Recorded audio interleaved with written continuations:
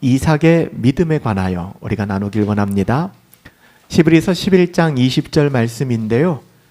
이 밑둥은 더 커요. 창세기 22장, 창세기 24장부터 27장까지 어마어마한 분량으로 이삭의 사건이 기록되어 있습니다. 하지만 히브리서는 단 한 절로 요약 평가하고 있습니다. 하나님의 말씀을 들으세요. 믿음으로 이삭은 장차 있을 일에 대하여 야곱과 에서에게 축복하였으며. 아멘. 우리는 오늘 히브리서 기자의 이 증언을 들으면서 깜짝 놀랄 수도 있어요. 창세기 22장, 24장부터 27장까지 빼곡히 기록되는 이삭은 다 어디 가고 단 한 절로 요약하여 이렇게 이야기할 수 있을까? 여러분, 창세기에 보면 이삭의 믿음은 여러 장면에서 굉장히 뚜렷하고 선명하게 기록되어 있습니다. 여러분, 이삭에 대해서 어떻게 알고 계신가요? 이삭은 번제단 위에서 자신의 믿음을 증명했던 사람이에요. 제물을 드린 사람이 아니라 제물로 하나님 앞에 올려지기를 거부하지 않았던 믿음을 가진, 굉장히 독특한 믿음의 이력을 가진 사람이죠. 이삭은 아버지 아브라함의 순종과 믿음을 온몸으로 경험해낸 사람이었습니다. 모리아 땅에서 자신이 번제물로 묶여 올려질 수 있다는 사실을 있는 그대로 믿음으로 받아냈던 사람이 성경에 정말 다시 기록되어 있지 않는 이삭의 믿음이었습니다. 이삭은 거부할 수 있었어요. 아버지가 정신적으로 건강하지 않구나. 아버지는 신뢰할 대상이 아니구나. 충분히 100세가 넘은 아브라함을 결박하고 자기가 도망칠 수 있었습니다. 근데 이삭은 그러지 않았다는 거예요. 이삭은 저항하거나 도망치려는 마음을 가졌다라고 성경은 전혀 기록하지 않습니다.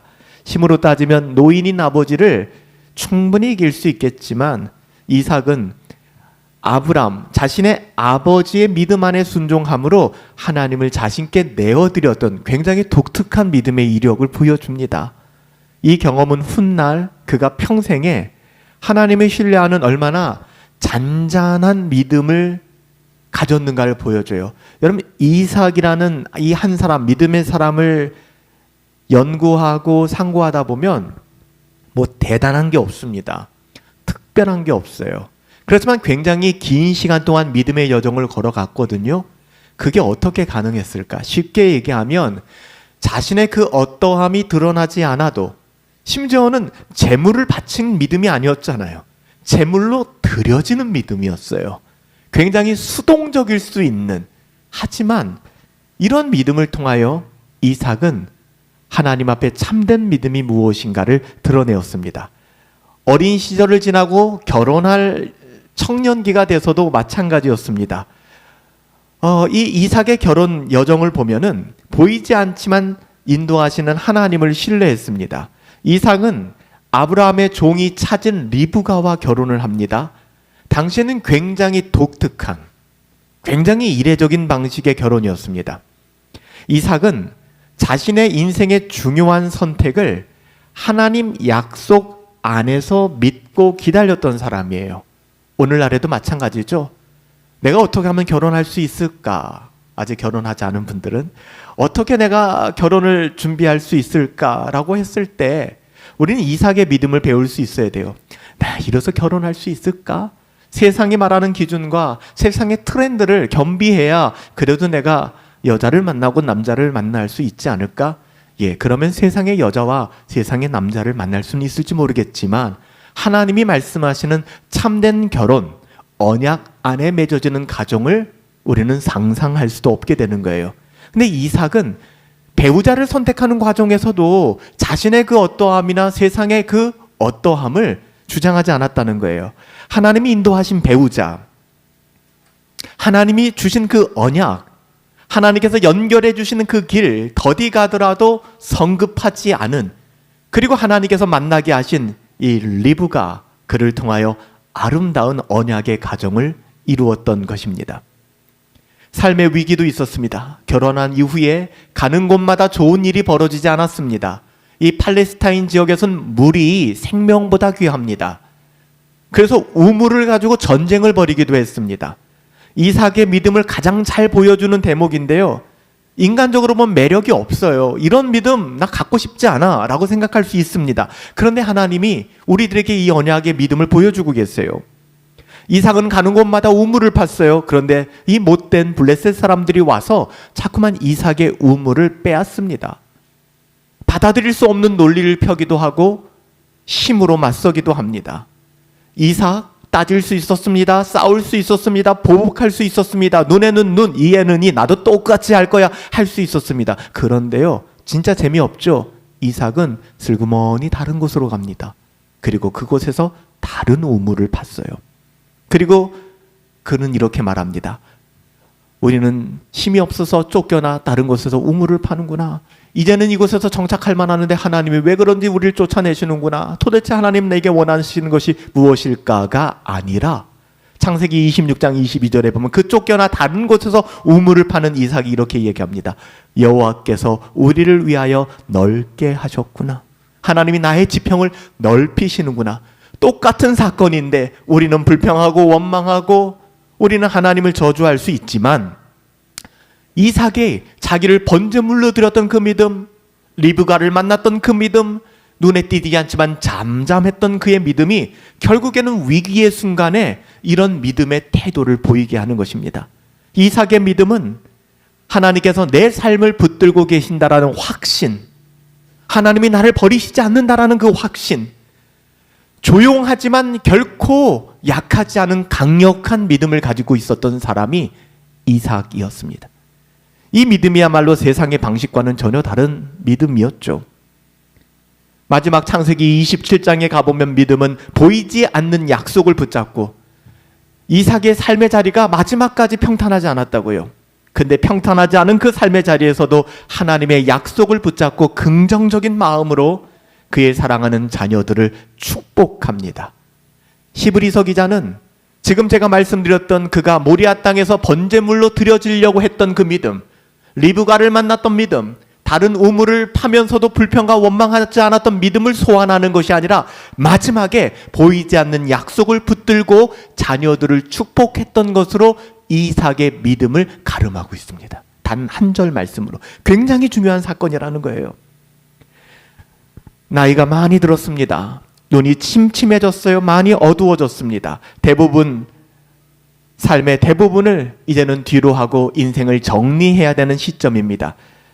그는 자신의 삶을 바라보고 있습니다. 그는 자기가 원하는 만큼 하나님이 주신 그 만큼의 약속의 땅을 차지하지도 못했습니다. 된 것이 없는 것 같은 거예요. 하나님이 주신다고 하셨는데 우리 아버지 아브라함에게 나에게 주신다고 하셨는데 지금 내가 거의 인생을 정리하는 시점에 돌아보니까 된 게 없는 것 같아요. 약속의 자손을 주겠다고 했는데 약속의 자손도 뭐 그렇게 많지 않은 것 같아요. 주변의 민족은 여전히 강대해 보이고 나는 약해 보입니다. 인간적으로는 그렇습니다. 그런데 이삭은요, 이 마지막 순간에도 그 마음이 낙심하는 것이 아니라 하나님의 언약이 반드시 이루어질 것을 믿고 있었습니다. 여러분, 정말 중요한 이야기예요. 하나님의 약속, 하나님의 언약이 반드시 나에게 성취될 것이다. 나는 지금 날이 어두워지고 빈들을 맞이하고 있고 아무것도 할 수 없는 그때, 그렇지만 우리는 주가 일하심을 봐야 된다. 여호와 일의 하나님, 모리아 땅으로 이삭을 안고 걸어가고 있지만 여호와 일에 이미 예비하신 그 하나님이 계시는구나. 이삭은 하나님의 언약은 반드시 이루어질 것이라는 것을 믿고 있었습니다. 그래서 그는 그 사랑하는 두 아들에게 하나님의 언약을 축복하며 전수하고 있는 것입니다.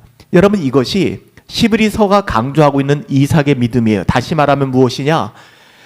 이삭의 믿음을 통하여 우리에게 도전하는 것은 사랑하는 성도님들, 여러분의 가정에서 자녀들에게, 아니면 여러분의 가정에서 가족들을 향하여 여러분들이 전수하고 나누어 줘야 될 것이 바로 이 하나님의 언약이라는 것입니다.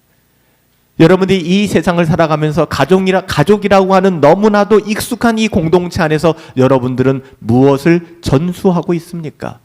무엇을 나누어 주고 있습니까? 우리는 드라마틱한 일들을 생각하며 꿈꿉니다. 이삭과 같은, 아브라함과 같은 성경에 나오는 수많은 위대한 인물들의 믿음을 카피하고 그 믿음 내 믿음 되게 하옵소서라고 이야기하지만 하나님께서는 이삭을 통하여 정말 우리에게 필요한 믿음이 무엇인가? 히브리서 기자는 이삭의 믿음에 대하여 딱 한 구절로 얘기합니다. 우리가 읽었죠? 믿음으로 이삭은 장차 있을 일에 대하여, 지금이 아닙니다. 지금은 어두워지고 있어요. 지금은 빈들로 나의 삶이 채워지는 것 같습니다. 소망이 없어 보여요. 하지만 믿음으로, 이게 중요한 거예요. 믿음으로, 수단입니다. 수단. 믿음을 통하여 이삭은 장차 있을 일에 대하여 야곱과 에서를 축복하였습니다. 말을 안 듣는 자식들, 속 썩이는 자식들. 여러분, 야곱과 에서의 삶을 알고 있지 않습니까? 이 자식들은 태어날 때부터 문제하였어요. 죽으려고 환장했지. 이 쌍둥이가 태어날 때 형이 나오는데 동생이 형의 발목을 안고 나왔던, 그러니까 엄마 죽이기로 작정한, 태어날 때부터, 출산 때부터 속썩이더니 내내 하는 일들이 너무나도 힘들었죠. 형제들끼리 서로 싸우고 죽이려고 하고 장자권 빼앗아가고 나중에는 죽이겠다 쫓아가고 별의별 일들이 다 있었어요. 여러분, 자식들이 잘 되는 것이 부모들의 소망 아니겠습니까? 뭐 자식들이 세상적으로 잘 되는 것도 좋지만 형제들이 우애 있고 잘 지내고 그러면 세상 떠날 때 부모들의 마음이 편할 것 같아요. 근데 나 죽으면 내 재산 가지고 이 자식들이 소송 벌이고 싸울 게 눈에 보인다 그러면 여러분 눈이 감겨지겠습니까? 이삭이라는 사람에게 있어서 야곱과 에서는 이거 아픈 손가락이에요. 너무 힘든 것입니다. 근데 그들을 축복하고 있어요. 자기 코가 석자인데. 야곱과 에서는 아버지의 인생은 도대체 뭔가요? 아버지는 도대체 이렇게 사시려고 예수님 믿었나요? 하나님 믿었나요? 하나님이 당신에게 주신 언약이 무엇입니까? 라고 말해도 별 할 말이 없는, 아버지 왜 이렇게 무능하게 사셨어요? 좀 싸우셨어야죠. 우물 와서 빼앗으면 좀 저항하시고 싸우셨어야죠. 다른 데 가서 우물 파고 너무 비겁하세요. 충분히 그런 얘기 들을 수 있는 정황이었어요. 근데 이삭은 아무 얘기도 하지 않고 아브라함과 이삭, 자신에게 주신 그 하나님의 언약을 가지고 지금 되어진 건 아무것도 없지만 그들을 축복하였습니다. 아브라함과 야곱의 스토리에 비하면 이삭의 기록은 히브리서에서 정말 짧죠. 뭔가 위대한 믿음의 업적이 기록된 것도 아닙니다. 그저 한 단어예요. 동사. 그는 자식들을 축복하였다. 그는 자식들을 축복하였다. 여러분, 진짜 세상적으로가 아니라 신앙적으로 성공한 부모는 어떤 부모인지 아십니까? 바로 이삭과 같은 마지막을 살아가는 부모입니다. 자식들에게 어마무시한 우리는 유산을 남겨줄 만한 사람들 아니잖아요. 빚을 안 남겨주면 다행인, 어떻게 보면 그렇게 살아가는 소시민들 아닙니까? 우리가 자녀들에게 줄 수 있는 가장 큰 축복은 하나님의 언약이에요. 우리가 인생의 마지막 지점에서 자녀들을 향하여 거룩한 손을 들고 나의 인생이 어떻게 평가되든 상관없이 내가 받은 그 하나님의 언약을 나의 자녀들에게 안수하여 물려줄 수만 있다 그러면 그 인생은 성공한 인생입니다.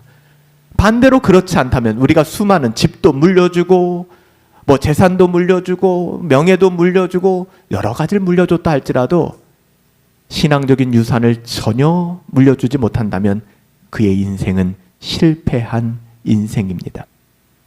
이삭은 축복하였어요.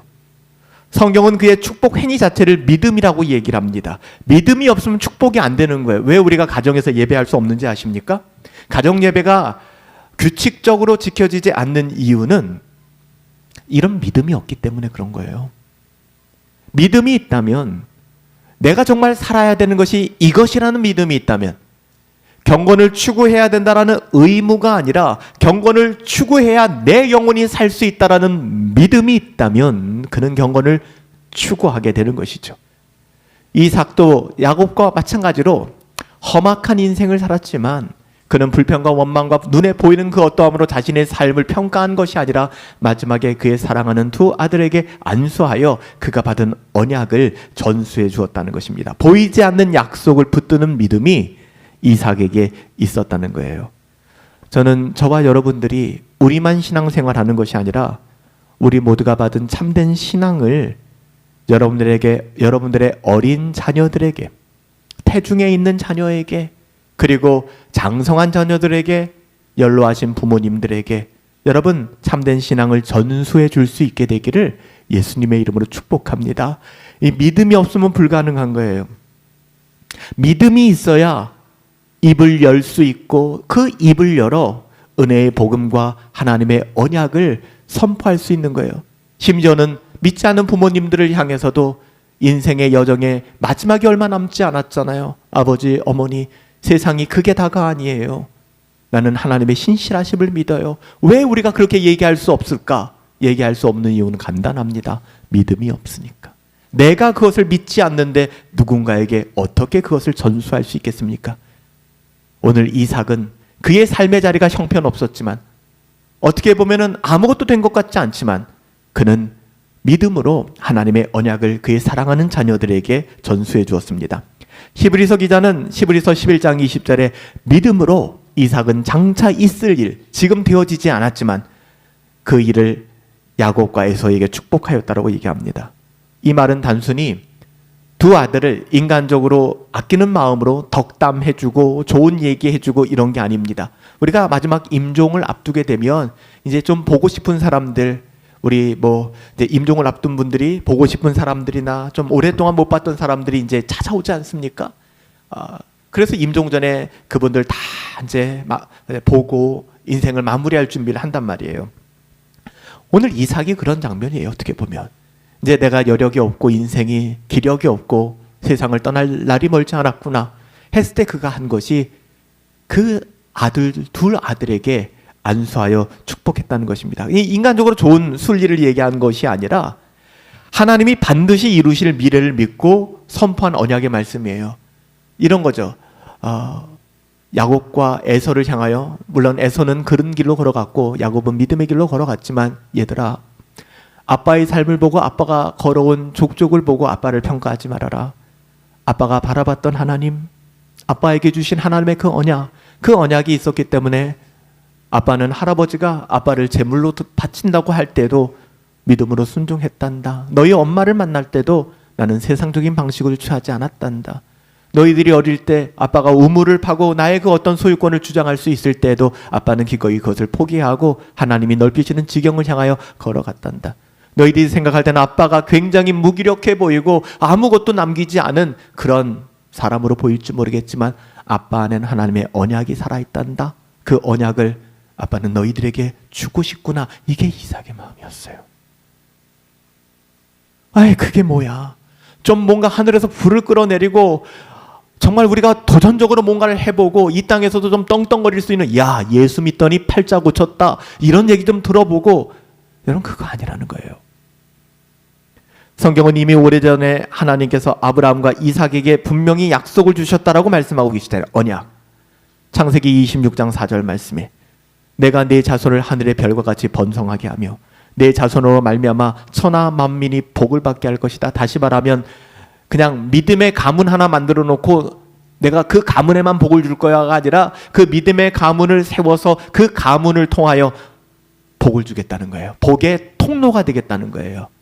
하나님이 우리를 부르시며 복 주시는 것은 우리들의 인생 하나 잘 되라 하는 것이 아니라 여러분 한 사람 한 사람이 주신 진짜 참된 복은 여러분들을 통하여 여러분들을 만나는 사람들, 여러분들과 이야기하는 사람들이 여러분들 때문에 복을 받게 되는 놀라운 은혜를 주셨다는 거예요. 무슨 복을 받을 수 있을까요? 바로 이삭이 주는 이런 믿음을 전수해 주는 것이죠. 여러분들이 만나는 사람들마다 복음을 만납니까?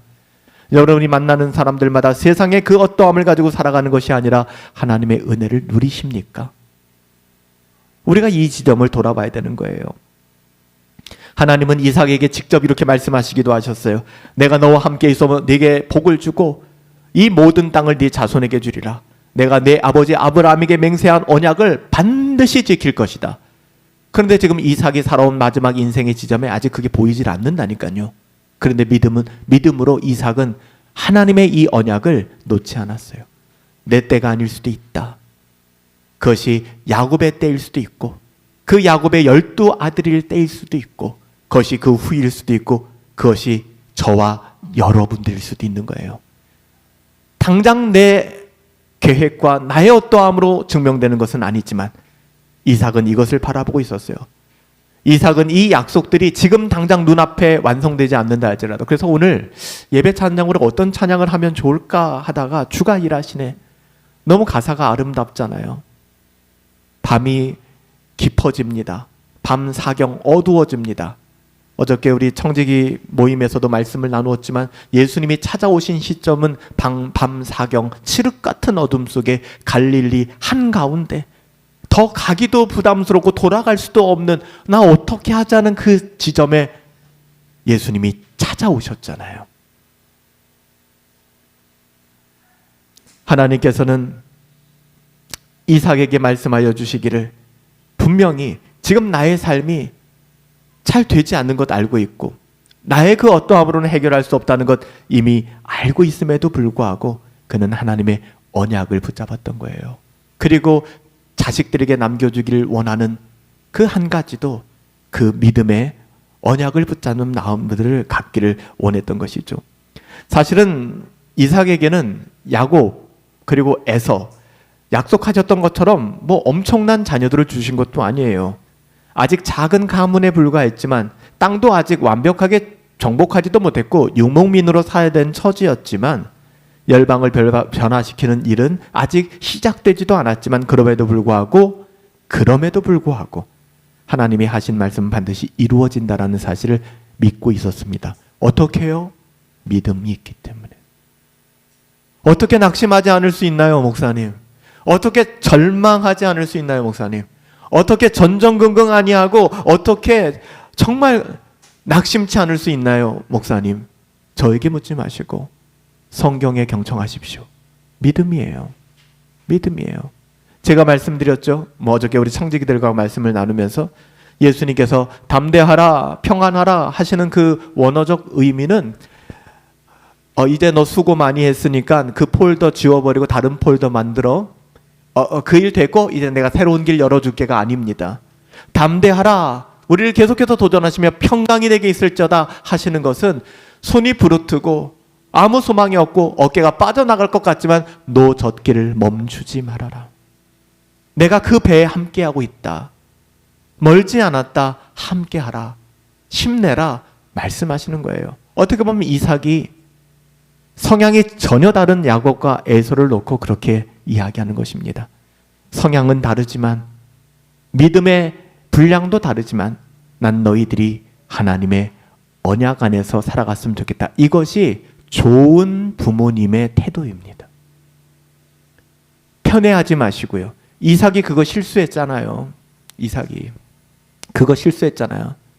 야곱 사랑하고 에서 좀 저기 하다가 결국에는 그것 때문에 사단이 나고 어려움이 생겼잖아요. 나중에 자기 인생을 돌아보는 거예요. 오늘 시브리서 기자가 말하는 장차 있을 일에 대하여, 참 의미 있는 표현입니다. 자꾸만 내 눈앞에 보이는 것만 얘기하지 마세요. 눈에 보이는 것, 내 손에 잡히는 것, 이것만 생각하지 마세요. 이삭은 현실을 보고 축복한 것이 아닙니다. 하나님의 언약을 보고 축복한 거예요. 여러분, 이삭의 이런 축복은 정말 중요한 것은 언약을 다음 세대로 넘겨주는 믿음의 행동이었다는 거예요. 저도 그 마음을 가지고 이 강단에 서 있습니다. 제 지식을 자랑하고자 하는 마음도 아니요. 저를 증명하고자 하는 마음은 더더욱 아니겠죠. 이 땅에 좋은 교회가 있었으면 좋겠다. 교회다운 교회가 있었으면 좋겠다. 교회다운 교회는 사람의 어떠함으로 세워지는 것이 아니라 하나님이 세우시는 교회이며 그 안에 그리스도의 몸된 교회를 이루는 지체들은 한 마음을 가지고 열심히 힘을 다해야겠죠. 눈에 보이는 그 어떠함은 아무것도 보이지 않지만 저도 여러분들과 목회를 하면 여러분들도 마찬가지일 거라고 생각합니다. 우리 눈에 보이는 것은 우리를 실망시킬 때가 있잖아요. 우리 교회가 이제는 11년이 되었습니다. 11년이라는 시간들을 돌아보면 많은 사람들의 얼굴도 떠오르고 많은 일들이 떠올라요. 마음에 낙심이 들 수도 있고, 인간적으로 우리가 뭐 했나, 내가 뭐 했나 하는 생각이 들 수도 있습니다. 여러분, 이것을 이겨낼 수 있는 유일한 힘은 무엇일까요? 지금은 아니지만 장차 이루실 하나님의 언약. 그러면 우리는 배우고 확신한 그 길의 여정을 떠나지 않고 우리 예수님이 밤 사경 깊은 시간에 갈릴리 폭풍 한가운데로 제자들을 찾아오셔서 노젓기를 멈추지 마라 말씀하셨던 것처럼, 내니 두려워 말라 말씀하셨던 것처럼 우리는 그 길을 가면 되는 거예요. 노젓기를 멈출 수 없는 그 힘은 어디서 나오는가? 주님을 의식하기 시작하면서부터 그 믿음입니다. 주님이 이 배에 함께 하시는구나. 내 인생에 우리 주님이 함께 하시는구나. 여러분, 그 믿음이 있으면 우리는 절대 주눅들지 않습니다. 그리고 그것이 나를 살린다라는 믿음이 있기에 내 사랑하는 자녀들에게, 사랑하는 육신의 부모님들에게, 만나는 모든 사람들에게 복음의 통로, 은혜의 통로 역할을 하게 되는 것이죠. 여러분, 이것이 이삭을 통하여 우리에게 주시는 하나님의 도전입니다. 그렇다면 이삭의 믿음은 우리에게 무엇을 말하고 있을까? 믿음이라고 하는 것은 감정이 아닙니다. 신앙생활은 그렇게 하는 것이 아닙니다. 달면 삼키고 쓰면 뱉는 그런 것이 아닙니다. 하나님의 약속을 붙잡는 거예요. 그러면 실족하지 않습니다. 교회에서 왜 시험에 드는가? 교회에서 왜 자꾸만 넘어지는가? 불편해지는가? 하나님의 언약을 붙들지 않기 때문에 그렇습니다. 눈에 보이는 그 어떠함, 제가 여러 번 말씀드리죠. 사람은 우리가 신뢰해야 될 대상이 아니에요. 궁극적으로 완벽하지 않기 때문에 그렇습니다. 오늘 우리가 읽었던 고린도전서 16장 말씀처럼 사랑은, 우리 사람은 사랑의 대상인 것입니다. 뭔가를 바라지 마세요. 끝없이 이삭이 그랬던 것처럼 우물을 파며 이동하며 나에게 많은 사람들을 만나게 하시는구나. 나에게 하나님께서 지경을 넓혀주시는구나. 그래, 내가 가기 싫어도 이 산지를 내게 주소서. 안악자손이 있을지라도, 힘들고 어렵다 할지라도 내가 복음의 통로가 되겠습니다. 믿음이라고 하는 것은 우리 눈에 보이는 느껴지는 감정이 아니라 하나님의 언약, 커버넌트, 그 언약을 붙잡는 것입니다. 또 하나, 믿음은 지금이 아니에요. 지금이. 내 코가 석자인데. 그래서 가끔 삶의 자리가 좋지 않은 분들이 신앙까지도 나락으로 떨어지는 분들이 계세요. 진짜 믿음이 없는 겁니다. 나의 삶의 자리와는 전혀 상관이 없어요. 믿음은 지금이 아니라 장차 있을 일을 바라보는 것이고, 마지막 그날에 여호와 일에 하나님의 나라를 예비하심을 믿음으로 살아가는 것입니다. 이 땅에서는 나그네 같고, 이 땅에서는 객과 나그네와 고아와 과부 같을지어도 우리의 삶의 여정 끝에는 우리 주님이 주신 그 나라의 언약이 있다는 것을 바라보는 것입니다. 그래서 히브리서 기자는 믿음은 바라는 것들의 실상, 보지 못하는 것들의 증거, 보지 못하는데 그것이 증거가 된다는 거예요. 이게 어떻게 가능합니까? 세상의 논리로는 불가능해요. 그래서 믿음은 바라는 것들의 실상이요, 보지 못하는 것들의 증거니, 선진들이, 너희들보다 먼저 살았던 너희들과 똑같은 사람들이, 선진들이 이로써 증거를 얻었느니라 라고 이야기하잖아요. 또한 믿음은 다음 세대에게 그 믿음을, 하나님의 언약을 전수하는 것입니다. 여러분, 하나님 나라의 가치를 우리 자녀들에게 잘 남겨주세요. 이 부분들을 고민하셔야 돼요. 우리가 자녀들에게 하나님의 언약을 전수하고 있는지, 율법주의적인 신앙에 매몰되어서 아이들을 괴롭게 만들고 있는지를 보셔야 합니다. 전자는 무엇이냐?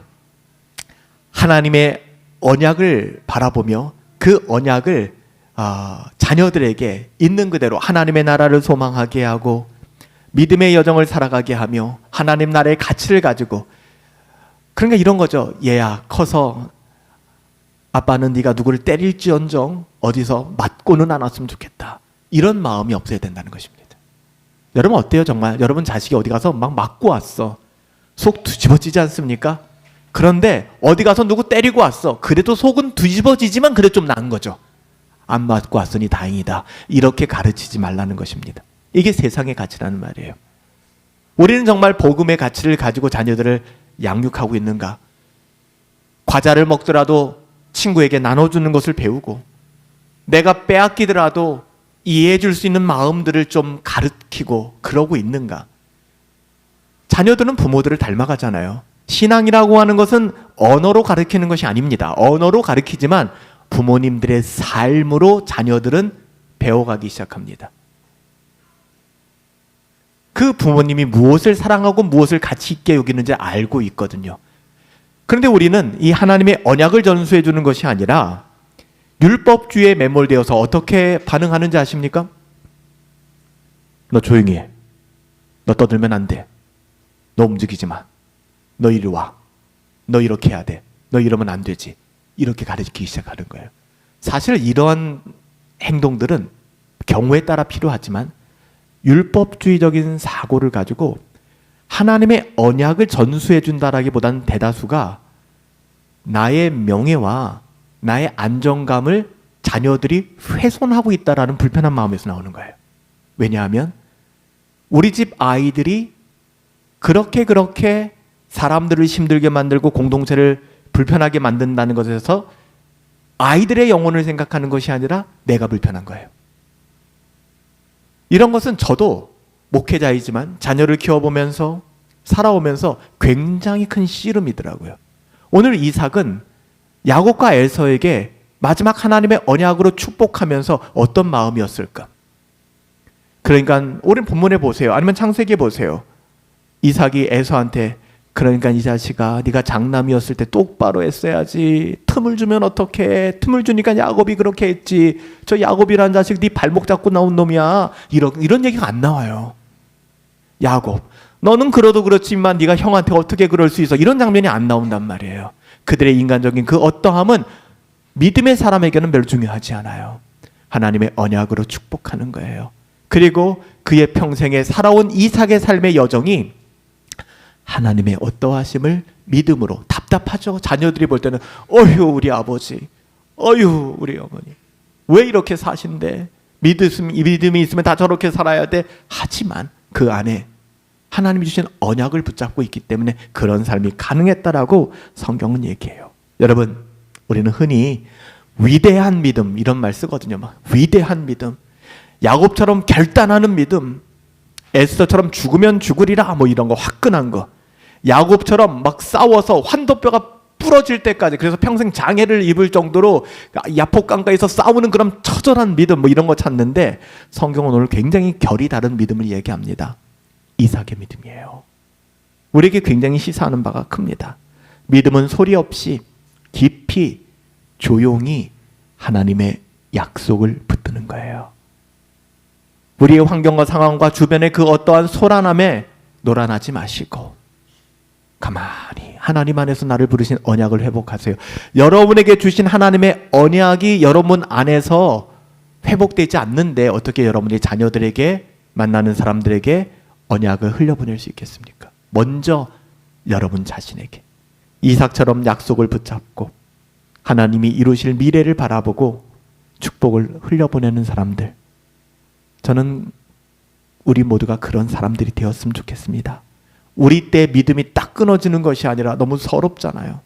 너무 억울하잖아요. 너무 아프잖아요. 그러면 안 돼요. 믿음의 계승자가 되십시오. 하나님은 그런 사람을 통해 하나님의 언약을 지금까지 이루어 오셨습니다. 저와 여러분들이 언약의 통로가 되고 믿음으로 말미암아 하나님의 언약을 전수할 수 있는, 여러분 대해서 믿음이 끊어지는 것이 아니라 여러분들보다 더 탁월하고 더 숭고한 믿음이 여러분 자녀 손으로 이어질 수 있게 되기를 예수님의 이름으로 축복합니다. 우리 같이 한번 기도하십시다. 오늘 말씀을 붙잡고 하나님, 이삭이라는 사람을 통해서 우리에게 좀 색다른 믿음을 보여주셨습니다. 창세기에 나오는 수많은 사건들을 뒤로하고 히브리서 기자는 11장 20절에